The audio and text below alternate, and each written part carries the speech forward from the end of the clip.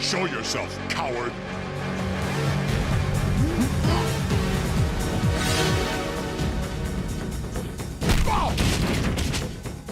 My old friend, the amazing Spider-Man. What a nice surprise. I'm gonna rip you apart, Craven!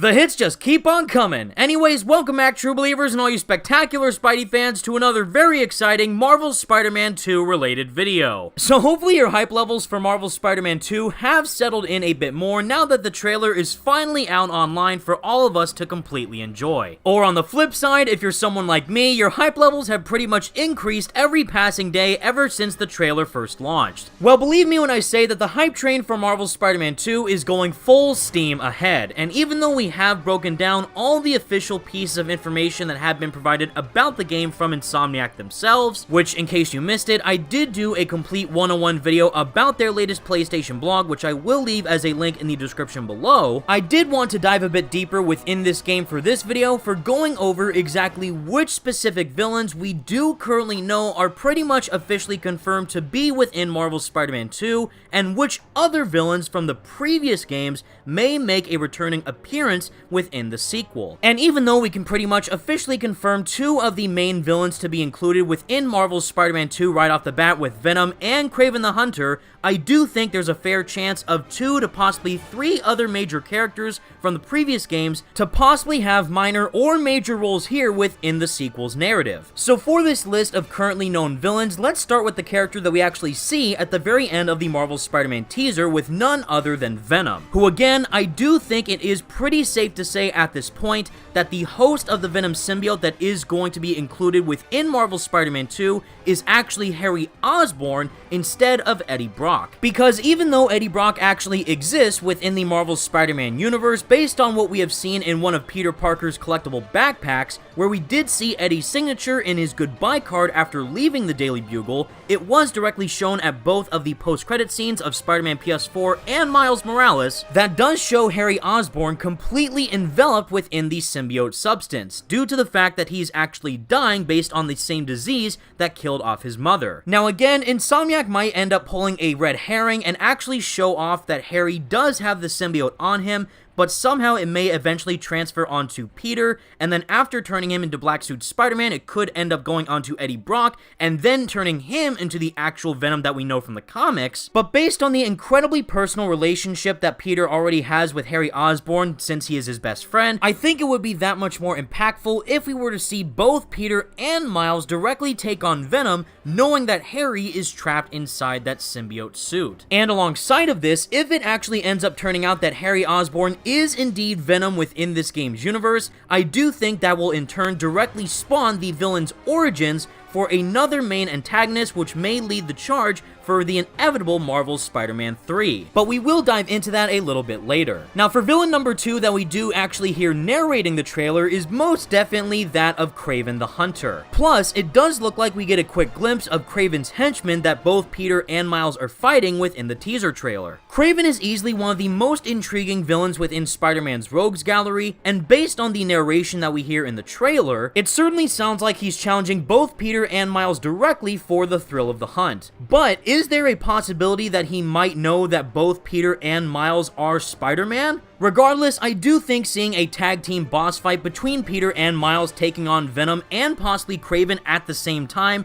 would just be absolute insanity. And based on all the other incredible villain designs we've seen in the previous Spider-Man games, like that of Doc Ock and the rest of the Sinister Six members, and now what we're currently seeing with Venom, I can only imagine how all the other antagonists are going to fully look like within this game's world. Now moving on to 2 other major characters that were included within the very end of Marvel's Spider-Man Miles Morales, as well as shown as a primary focus as part of the Spider-Man City That Never Sleeps DLC for the first game, is actually none other than Dr. Kurt Connors as the Lizard and Captain Yuri Watanabe as the Wraith. So to start off with one of the most classic Spider-Man villains known to man with the Lizard, it was directly shown in the post-credit scene for Miles Morales that Kurt Connors is actually helping Norman Osborn keep an eye on Harry's condition. And if you personally collected all the backpacks within Spider-Man PS4, we're already fully aware that Peter does have history with fighting the Lizard within this game's universe. Now, even though Venom and Craven are already pretty massive threats for both Peter and Miles as Spider-Man to deal with in their own right, I definitely think we can certainly expect more villains to be included within this game's roster down the line. And if that means we could see Kirk Connors reverting back to his lizard state to fight Peter and Miles, maybe unintentionally, that would just be flat out awesome. And moving on to another character within this game's universe, which might be seen more towards an anti-hero compared to a straight up villain,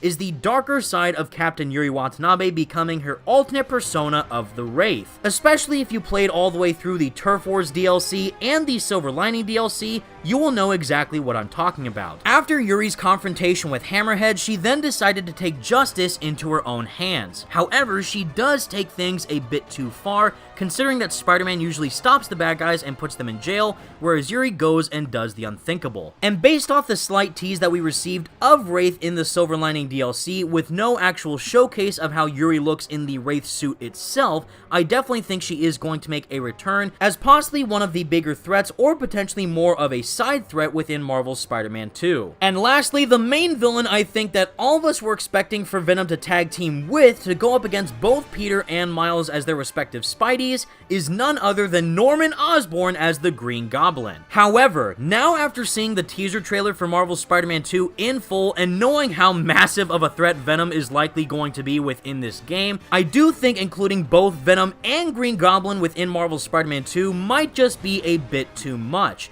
And instead, I definitely think that we could see a tease of Norman becoming the Green Goblin at the very end of this game. If it turns out that Harry Osborn is in fact Venom instead of Eddie Brock, and he actually may end up dying by the end of the game's story if the symbiote ends up affecting him in a negative way, that could potentially send Norman off the deep end and intentionally turn himself into the Green Goblin. We even got some slight teases of what the Green Goblin could be like, more towards the classic 616 version of the character with the glider, since we do see a type of cowl included within Norman Osborn's penthouse, and in the secret lab itself, we do in fact actually get a look at some pumpkin bombs. And coming from me personally, I do think that Venom and Kraven being the main antagonists for Marvel's Spider-Man 2, while Green Goblin may end up being the main antagonist for Marvel's Spider-Man 3, does make a lot of narrative sense. There's also quite a few other villains that we do know officially exist within the Marvel Spider-Man universe that may potentially have a bigger role as possible villains to fight against within Marvel's Spider-Man 2, like that of Mysterio, Chameleon, and Sandman. So Insomniac is definitely not short of including villains within Marvel's Spider-Man 2, but seeing who exactly they end up choosing in the grand scheme of things is definitely going to be something that's truly exciting for fans. And I for one just can't wait to see who they're going to show next. But with all that said, everyone, that's the video I have for you today, and please let me know all your thoughts in the comments section down below. What do you think about Venom, Craven the Hunter, the Lizard, and the Wraith likely being 4 main villains confirmed at this point for Marvel's Spider-Man 2, and which villain are you looking forward to taking on the most? For me, it has to be Venom. I mean, if we end up receiving a Venom that is anything like the Venom that we saw in Spider-Man Web of Shadows, or even the Ultimate Spider-Man game and or comics,